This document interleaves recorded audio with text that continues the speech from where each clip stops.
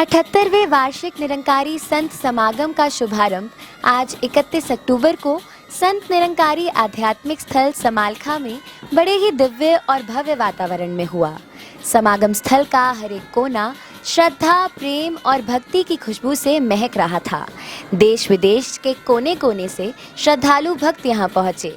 जब सद्गुरु माता सुदीक्षा जी महाराज एवं निरंकारी राजपिता जी का आगमन समागम स्थल पर हुआ तो संपूर्ण वातावरण रूहानियत से सराबोर हो उठा।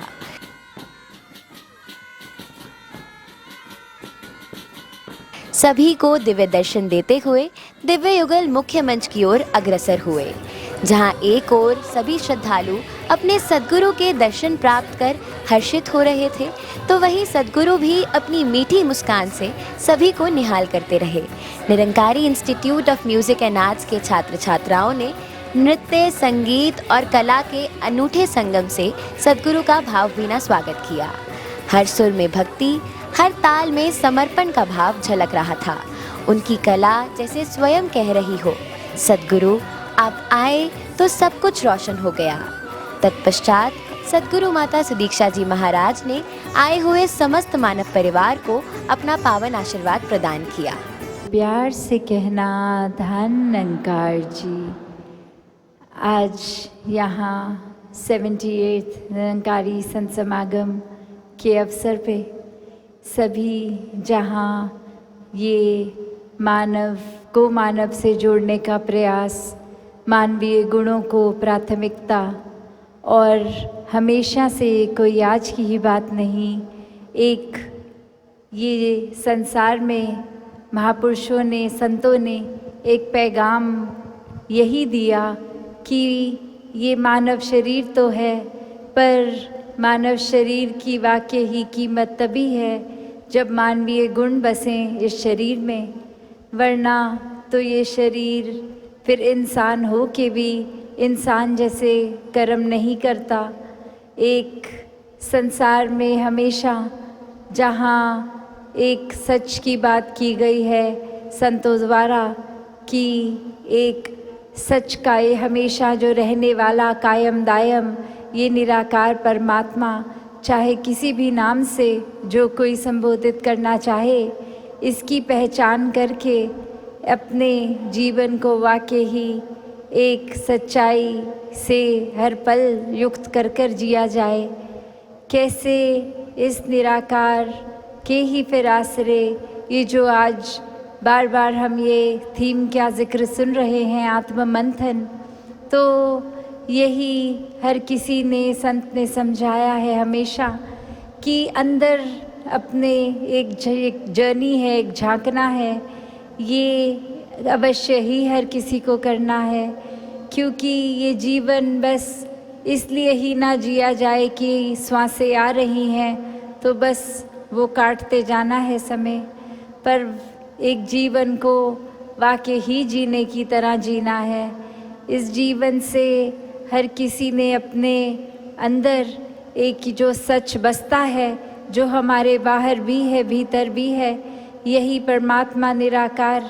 इसी को पहले समझना है, जानना है, जीना है, और फिर संसार के लिए यही एक एक्सटीरियर तरह की हर एक में यही निराकार बसता है, फिर वो सेवा भाव भी आते हैं। तो कैसे ये आज जो संसार को भी ज़रूरत है कि किस तरह हम वातावरण देख रहे हैं जो एक किस तरह का होता जा रहा है, और अगर देखा जाए तो सब मनुष्यों को इस परमात्मा ने इस तरह ही डिज़ाइन किया है कि प्रेम का भाव एक सबसे ज़्यादा एक प्राथमिकता में रहे, एक प्रायोरिटी बनी रहे, और फिर इंसान कैसे वो वजह ढूंढ लेते हैं कि एक किसी से दूसरे से, एक दूसरे से नफ़रत की जाए,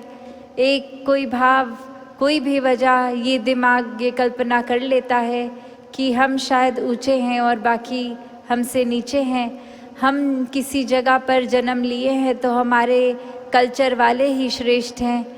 नहीं, ये तो परमात्मा ने पूरी सृष्टि की उपज की है, हर एक की है, तो जितना परमात्मा एक इंसान में है उतना ही दूसरे में। हर कोई श्रेष्ठ है, कोई ऊंच नीच जाति पाति भेदभाव ऐसे ना हो। और आजकल जिस तरह एक संसार ने वो रूप ले लिया है कि नए नए, और चाहे टेक्नोलॉजी एक इंटेंशन तो अच्छाई का ही टेक्नोलॉजी डिज़ाइन करने वालों का भी रहता है, पर उसको भी किस तरह दुरुपयोग किया जा रहा है। अब जहाँ पहले एक छोटे दायरे तक ही सीमित अगर किसी का भाव किसी के प्रति नेगेटिव होता था, अब तो कभी फैक्ट चेकिंग होती है नहीं होती, बस एक कुछ नज़र है तो अपनी बात हर कोई बिना एक सच की बुनियाद पे भी फैला देता है बहुत जल्दी। तो बात यही है कि ये आत्ममंथन किया जाए हर एक का, अपने अंदर ही हर एक ने जो करना है कि कैसे एक वाक्य ही क्या हम इस सच्चाई से अलाइंड हैं कि नहीं। ये आत्ममंथन सिर्फ कोई दिमाग से नहीं सोचना, एक अपने अंदर आध्यात्मिक रूप में ये आत्ममंथन भी करना है, क्योंकि जब ये आध्यात्मिकता, ये स्पिरिचुअलिटी का फाउंडेशन ही सही होता है, फिर एक सोशल, एक डे टू डे तरीके पे ये दिमाग भी सही सोचता है। तो बात हर किसी के लिए यही कि यही अरदास इस निराकार दातार से पूरे संसार के लिए यही कामना कि हर कोई वाकई ही ये मानवता की राह पे चले, और ये शुरुआत अपने ही अंदर से हो, खुद पे ये सुधार करते जाएं, हर पल सोच के कि कहाँ जाना है, क्या रास्ता अपनाना है, कैसी सोच रखनी है। ये हर कोई अपना अंतर्यामी होता है, किस तरह के भाव अंदर चलते हैं, तो अपना ही सुधार शुरुआत का ये पॉइंट रहे। और जब ये एक नियत, एक इंटेंशन होती है हर पल खुद पे काम करने की, तो वही ये स्टार्टिंग पॉइंट जब सुधार का हम है, तो फिर ये आउटर भी एक दायरा बनता है। फिर खुद जो अक्सर बात होती है कि खुद हम सुधरते हैं तो पूरा संसार सुधर जाता है, हमारी सोच, हमारे मन के भाव ठीक रहते हैं, तो फिर वैसा ही एक असर हर एक पे आता है, हर कोई उस तरह से फिर उसी रूप में ढलता है। तो ये प्रयास खुद से खुद तक का, ये भीतर की जर्नी है, ये अपने अंदर ये जो आत्ममंथन होना है, इंट्रोस्पेक्शन है, ये हर एक की अपनी है। हर एक ने जब करनी है तो किस भाव से करनी है, फिर वही इसी निराकार का सहारा लेके करनी है। वरना तो ये बुद्धि, ये मन हर पल इतना चंचल है कि कैसे फिर अलग अलग हमें मिनट में अलग अलग सोचों की दिशा में ले जाए। मन के भाव भी एक पल में खुश तो एक पल में गम, एक पल में बेचैनी तो एक पल में संतुष्टि, इस तरह से ये पल पल चेंज होंगे। अगला थॉट भी हमारे दिमाग में क्या आना है हमें इस पल नहीं पता, तो किस तरह ये चैनलाइज की जाए। इस निराकार का ही ये एकमात्र ये जो सल्यूशन, ये जो हमेशा से कायम दायम अपनी जगह पर रहने वाला, ये सच्चाई जो कभी नहीं बदलती, कभी नहीं कटती, एक इस रूप में एक वाक्य ही ये निराकार, ये विराट स्वरूप हर समय जो अंग-संग है, इसके साथ ही जुड़ना है, तो ही अपने भीतर भी ये आत्ममंथन हो सकेगा। दातार पूरे संसार में ये सुख शांति हर समय एक डाले, ये हर एक मनुष्य के अंदर एक भाव ऐसे ही